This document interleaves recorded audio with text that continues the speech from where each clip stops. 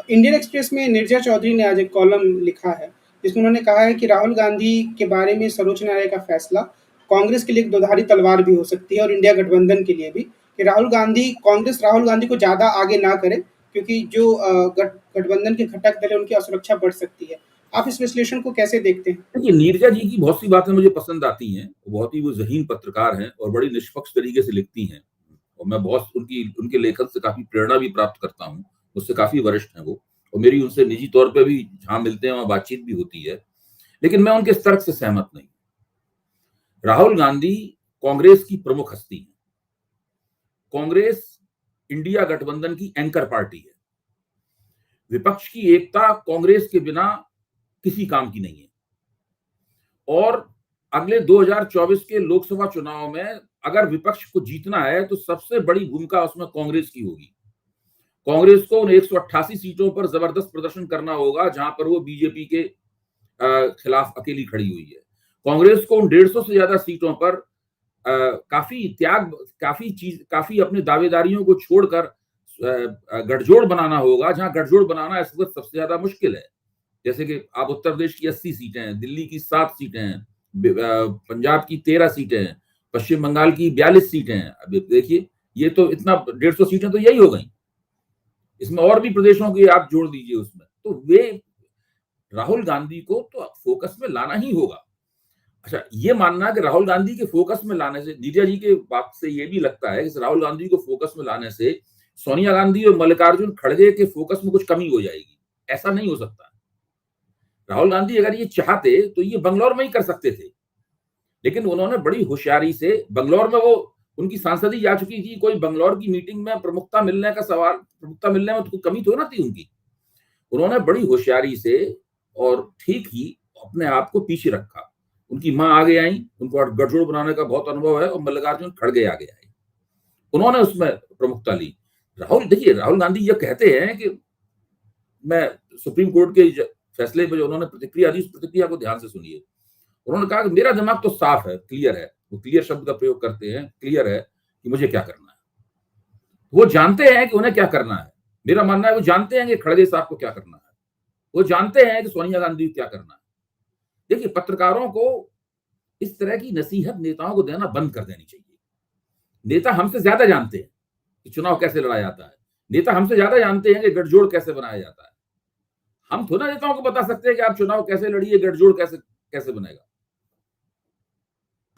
उसमें एक सुझाव जो एक पत्रकार की तरफ कांग्रेस पार्टी को दिया गया, जिसने मेरा ध्यान खींचा कल, वो ये था, विनोद शर्मा जी ने ये कहा कि जो कांग्रेस के कार्यकर्ता उत्सव मना रहे हैं, पटाखे छोड़ रहे हैं, उनको इसको थोड़ा कम करना चाहिए, धैर्य रखना चाहिए और अपने काम पर ध्यान देना चाहिए। इस तरीके का दिखावापन जो है वो कांग्रेस को नुकसान पहुंचा सकता है। देखिए, विनोद जी ने हमदर्दी के साथ ये सुझाव दिया है और मैं उनकी राय का भी बड़ा सम्मान करता हूँ।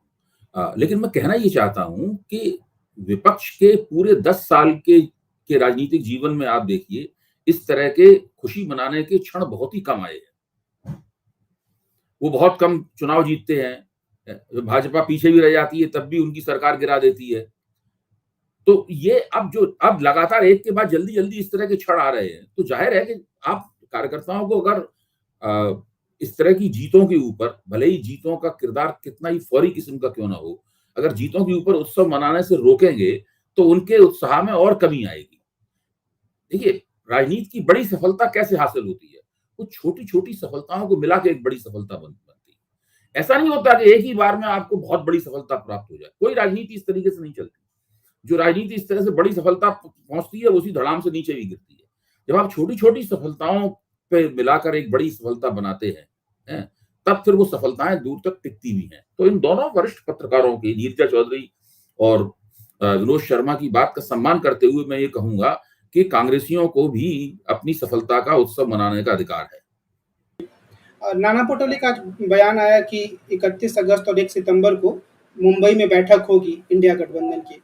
तो अभी का जो फैसला है उसके लिहाज से उसको काफ़ी मजबूती मिलेगी और उसके सामने चुनौतियाँ और बढ़ेंगी, या वो एक सही रास्ते पर आगे बढ़ रहा है? देखिए, केवल तारीख की घोषणा अभी हुई है। मुंबई बैठक होगी, ये पहले से तय था। बंगलौर में ही इस बात का फैसला कर दिया गया था और वो उद्धव ठाकरे उस बैठक के आयोजक होंगे। उन्होंने बंगलौर में खड़े होकर सबका स्वागत भी किया था कि आइए, आपका मुंबई में स्वागत है। तो वहां पर होगा वहां पर। और मैं ये समझता हूं कि पहली बैठक पटना में हुई थी और वो ठीक ही था, क्योंकि नीतीश कुमार ने जो भूमिका निभाई थी विपक्ष को एकजुट करने में, तो पटना में पहली बैठक होना काफी उचित था, उसके माकूल था। दूसरी बैठक बंगलौर में हुई थी, कर्नाटक में जबरदस्त जीत से कांग्रेस का बड़ा भारी ग्राफ में बढ़ोतरी हुई थी, तो वो जगह भी ठीक थी। और तीसरी बैठक अगर महाराष्ट्र में हो रही है तो वो जगह भी इस लिहाज से माकूल है, क्योंकि वो भी विपक्षी गतिविधियों का और एक बहुत बड़ा हब है, और सबसे ज्यादा बड़ी साजिश बीजेपी तो महाराष्ट्र में ही कर रही है। तो ये महाराष्ट्र में बैठक होना बहुत अपने आप में उसका प्रतीकात्मक महत्व भी है। एक आखिरी सवाल इस बात से संबंधित है कि जो भारतीय जनता पार्टी है, उसकी जो मौजूदा स्थिति है, क्या वो उसमें पहले से आपको लगता है कि कमज़ोर दिख रही है, या फिर ये कुछ घटनाएँ हो रही हैं जिसमें उसको थोड़ा-सा झटका लगा है? पर मोटे तौर पर जो कहा जाता है कि मोदी जी इतने मजबूत हैं, वो जैसे ही सामने आएँगे चुनाव तो उनके पक्ष में ही जाएगा। देखिए, ये तो बेकार की बातें हैं, मुझे इनमें कभी इन बातों में विश्वास नहीं रहा। मैं मोदी मैजिक का जो फ़िक्रा है, इसमें विश्वास नहीं करता। इसी तरीके से मैं इसमें विश्वास भी नहीं करता कि चुनाव हिंदू-मुस्लिम की वजह से हारा-जीता जाता है। इस मैं जब ये इन बातों को लेके, इन बातों के आधार पे लोग समीक्षा करने लगते हैं, तो वो सामाजिक शक्तियों का जो विन्यास बनता है, नया और बदलता है, उसकी तरफ ध्यान देने की ज़हमत नहीं उठाते। और उसमें आलस का काम लेते हैं, इसलिए इस तरह की बातें की जाती हैं। तो मेरा मानना यह है कि भारतीय जनता पार्टी कमज़ोर पार्टी नहीं है। आज की तारीख में भी भारतीय जनता पार्टी इस देश की सबसे शक्तिशाली पार्टी है, और उसको सबसे ज़्यादा शक्तिशाली बनाने का श्रेय नरेंद्र मोदी को जाता है। अमित शाह को भी एक हद तक जाता है, लेकिन मुख्य तौर पर नरेंद्र मोदी को जाता है। नरेंद्र मोदी घबराए हुए कहीं से नहीं है, भारतीय जनता पार्टी भी घबराई हुई नहीं है। लेकिन ये ज़रूर है कि जो राजनीति का प्रवाह है, वो एक तरफ़ा नहीं रह गया है। केवल भाजपा की तरफ ही राजनीति का प्रवाह हो रहा था। अब राजनीति का प्रवाह ऐसा है कि भाजपा को अपनी तरफ मोड़ने के लिए काफ़ी मेहनत करनी पड़ेगी। भाजपा को साफ दिख गया है कि ये अब मसला 2019 या 2014 ऐसा नहीं रहा। 2014 में तो कांग्रेस के खिलाफ एंटी इनकम्बेंसी थी, उसका लाभ इन लोगों को मिला था। 2019 में बालाकोट सर्जिकल स्ट्राइक और सब्सिडी तंत्र था, दोनों को मिलाकर मोदी जी को लाभ मिला। प्रश्न ये है कि इस बार किस चीज का लाभ उन्हें मिलेगा? अभी वो लाभ स्पष्ट रूप से नहीं दिखाई पड़ रहा है। इसीलिए मोदी जी ने एनडीए के सांसदों की पहली मीटिंग में, अभी ऐसे बहुत से सांसदों के ग्रुप बनेंगे, इन्हें मोदी जी बारी-बारी संबोधित करेंगे। उसमें उन्हें नसीहत दी है कि आप ये धारा 370, राम जन्मभूमि, 5 ट्रिलियन इकोनॉमी, ये सब बातें करना बंद कीजिए। इनसे कुछ नहीं होगा। आप जनता से अपने संबंधों को बेहतर बनाइए। आप जनता के बीच में जाइए, उनकी दिक्कतों को दूर कीजिए आप। मोदी जी ने उनको ये नसीहत दी है, क्योंकि मोदी जी जानते हैं कि सांसदों के खिलाफ 10 साल पुरानी स्थानीय स्तर की बड़ी जबरदस्त एंटी इनकम्बेंसी है। तो सारे सांसदों के टिकट तो काट नहीं सकते। तो जिन-जिन सांसदों को तिवारा टिकट मिलेगा, उनको सबसे पहले तो अपनी निर्वाचन क्षेत्र में बहुत एंटी इनकम्बेंसी का सामना करना पड़ेगा। तो मोदी जी को उस एंटी इनकम्बेंसी को परास्त करने के लिए दुगनी-तिगनी मेहनत करनी पड़ेगी।